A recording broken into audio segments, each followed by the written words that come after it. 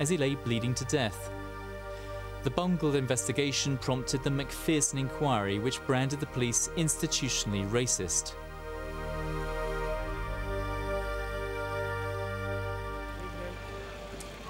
But how much has really changed? What's up with your mates? Oh, they got the hump. Don't know, mate. How you doing? They know we're going to stop you. For black and ethnic minority communities, this is the acid test, stop and search. We were given this video of a police search carried out last week in Brixton. Wouldn't mind a female searching me. The police were suspicious because 3 of the group ran away. They were looking for knives. My name is PJ Taylor. Is that your full name? Yeah, it's governor. I'm just getting searched at the moment. This happens quite frequently when people have done nothing. We caught up with the man being searched. He runs his own start-up media company in Brixton. The only thing he was carrying was a camera. Yeah, so PJ, what's going on here? Right here, I got stopped on Friday night. I was filming a music video for a couple of guys in Brixton, and a bully van of officers, apparently from Bromley station, came and they just searched us for no reason. Why do you call it a bully van?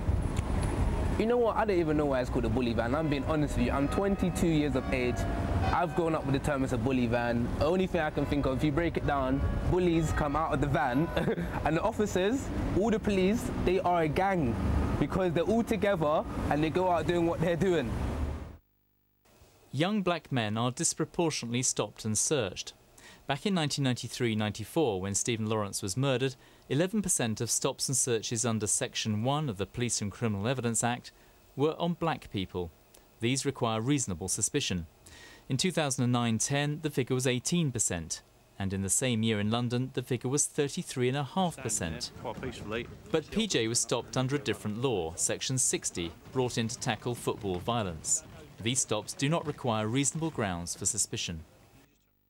In London, 48% of Section 60 stops in 2009-10 were against black people. The police, they tend to trouble a lot of black youths. Like, I don't want to sound racist because I'm half white and half black, but they just stereotype people and want to search people because they see a black boy with a hood up and they automatically go with that stereotype and want to stop and search them. These debates have a long history. It was anger at police tactics which were blamed for the Brixton riots in 1981. We caught up with a community leader who witnessed the civil unrest firsthand in the 1980s and has the long view. I remember when I was a young person involved in the social unrest in 1981 in Leeds. I remember a lot of the issues that we had against the police, the anger we felt, the stop and search, the sus laws, and the general very negative, aggressive approach by the police. I don't believe that that's actually stopped. I think, if anything, it's got worse. You think it's got worse? Yes, I think it's got worse. Bringing race into it is an irrelevance. What's important is that you target the people that are committing the offences. Now, if that means that some police officers start to use stop and search in an indiscriminate manner, then they should be dealt with for doing that. At the same time, you don't want to frighten police officers from doing their duty. Some blame anger at the police for the most recent riots last summer. Critics say there are still too few black police officers to engender trust. In 1999, black and ethnic minority officers accounted for 3.35% of the Met. Progress has been made. Last year the figure was 9.5%, and 30% of community officers are non-white. But senior black police officers acting as role models are scarce. In its way, this youth engagement agency called Liberty is designed to help correct this problem. Here young people have opportunities to work on a commercial magazine called Live, helping to shape tomorrow's leaders perhaps. Do you think there is an issue that actually there are very few senior black police officers in the Metropolitan Police? There just aren't that many very senior people. I think it's an issue at the moment, but it's not going to stay an issue. And I think people are forgetting, like us being here at Live magazine, what we're doing is we're building a future for ourselves. And same as any other young black person that's here, not everyone's on the streets. And I think that's the picture that everyone's got painted of us. And actually, there's a lot more of us that's changing that picture. There's a bit of racism because a lot of black people do get stopped and searched, but then also because you're young and depending on what you wear, they also get stopped and searched. I already know how it's done. Yeah. The police have made progress, but there's still a surprising lack of trust, even from the man who helped shape the Met's drive to recruit more black officers. Roger Knoll had high hopes when he modelled for this advert. I was very happy to do it, but I was in the East End of London, but this time it wasn't just a white cop, it was a black and a white cop. So I was stopped. I mean, they slowed the car down and asked me questions in a derogatory manner. So I replied, I said to the black cop, I said, do you realise you got this job because of me, of my advertisement, or me represent the police? But he thought I was mad. He didn't realise what I was talking about. The Lawrence case was indeed a watershed moment, not just for the police, but for wider society too. The police have strong and better policies now. Implementing them systematically is the real problem.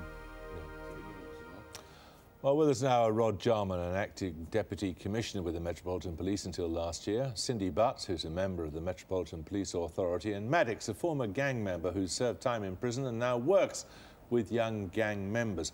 Cindy Butts, the police have changed to all intents and purposes, haven't they, since the days of Stephen Lawrence? Why is there still such a significant problem with a significant section of the black community?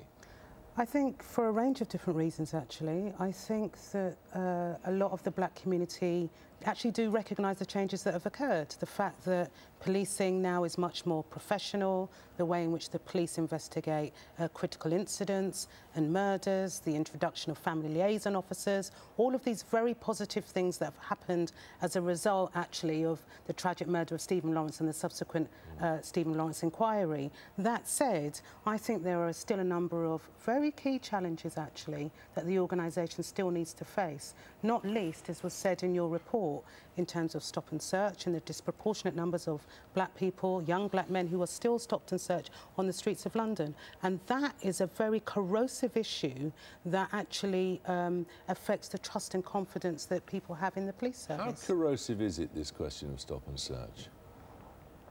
It depends, because you've got some bad officers that just do it the wrong way, like to see it as a green light, to have an opportunity to just victimise people. You know, like there's some bad officers out there, you might not believe it, but there's bad officers out there giving a bad name for the rest. Like, you think they're a minority, though? What do you mean, good officers? No, bad officers. The bad officers who give the rest of them a bad name. Nowadays, they're a minority. These days, they'll get moved to somewhere else where they're not a problem, you know? So the police have changed? The police has changed. Like, I'm 37. From a very young age, I was getting arrested, and police now, because they've gotten younger, they've got new recruits coming in, because they're younger, they're more down to earth, more diverse, more acceptable to other people and other cultures. But they've still got the hierarchy, which are the old set mind people who basically control everything. Do you understand what I'm saying to you? So if a good officer that's naturally good in his heart wants to do his job, he cannot tell a bad officer, listen, you can't behave like that towards the youth, blah, blah, blah. He has to back up his colleague. It's an unwritten law. Like, he has to back up his colleague, so everybody just ends up looking bad. Then you lose trust in the police, and everyone just ends up doing their own thing. How does it seem to you? Well, I think the first thing on what's said is all of the research over the past few years shows that feeling that you're treated fairly and properly is a major issue around confidence. And if parts of the community don't feel they're treated fairly, then that impacts on confidence in policing, and that impacts on the ability of the police to deliver their job. And I think Madix touched on something which is really important, is that there are a number of officers who use stop and search frequently. They do a lot of stop and search, but they do it in a way which is seen as acceptable and proper with the people they're working with. They do it in an open way. They understand the dynamic of what's happening, and they work with people to carry out their offence, to carry out their search.